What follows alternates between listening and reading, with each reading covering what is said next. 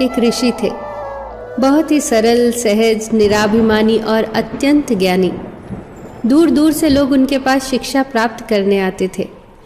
एक राजकुमार भी उनसे शिक्षा प्राप्त करने आया। राजकुमार ने बहुत मन लगाकर ज्ञान अर्जन किया।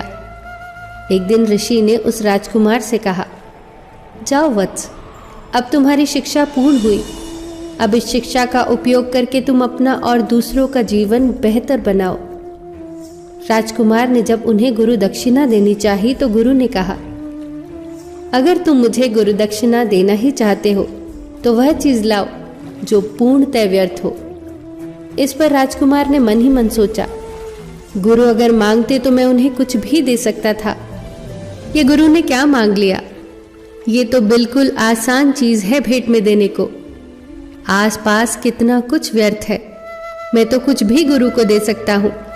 यह सोचकर उसने मिट्टी उठाने के लिए जैसे ही हाथ बढ़ाया तो मिट्टी बोल उठी, ठहर मनुष्य, यह क्या कर रहा है? तू मुझे व्यर्थ समझता है? तेरे खाने पीने से लेकर बहुमूल्य धातुएं और ऐसी अनेक वस्तुएं क्या मुझी से उत्पन्न नहीं होती? ये विविध रूप, रंग, रस, गंध क्या मुझसे ही उत्पन्न नहीं होते? मिट्टी की बात सुनकर राजकुमार सोच में पड़ गया और फिर वो आगे बढ़ गया। वो थोड़ी ही दूर गया था कि उसने देखा कि एक स्थान पर गंदगी का ढेर लगा है। राजकुमार को लगा, इससे व्यर्थ तो कुछ और हो ही नहीं सकता, और ये सोचकर राजकुमार ने जैसे ही उसे उठाने के लिए अपना हाथ बढ़ाया तो उसमें से आवाज आई, रुको मानव, तुम मुझे व्यर्थ समझने की भूल भला कैसे कर सकते हो? क्या तुम भूल गए कि धरती को पोषित करने वाली खाद मुझी से बनती है? तुम्हारी फसलों को प्राण और पोषण मुझी से मिलता है। मैं व्यर्थ कैसे हो सकती हूँ? युवक अब सोच में पड़ गया और मन ही मन मुस्कुराने लगा। गुरु का दिया हुआ आखिरी सबक अब उसे समझ आ चुका था कि व्यर्थ और तुच्छ तो वह है जो दूसरों को व्यर्थ और तुच्छ समझता है, और वह अहंकार के सिवा और क्या हो सकता है।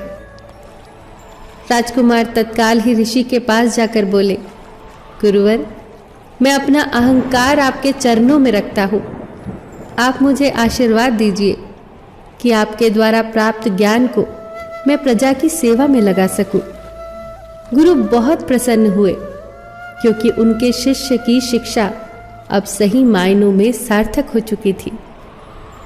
दोस्तों, इंसान के भीतर सबसे व्यर्थ उसका अहंकार होता है। अहंकार जितना बढ़ता जाता है, मनुष्य के गुण उतने ही नष्ट होते जाते हैं। अहंकार के बढ़ने से मिलता कुछ भी नहीं, सिर्फ खोता है। क्या खूब कहा है किसी ने, अहंकार में 3 गए, धन, वैभव और वंश।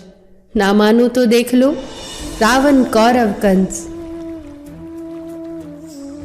फिर मिलेंगे दोस्तों अगली वीडियो के साथ।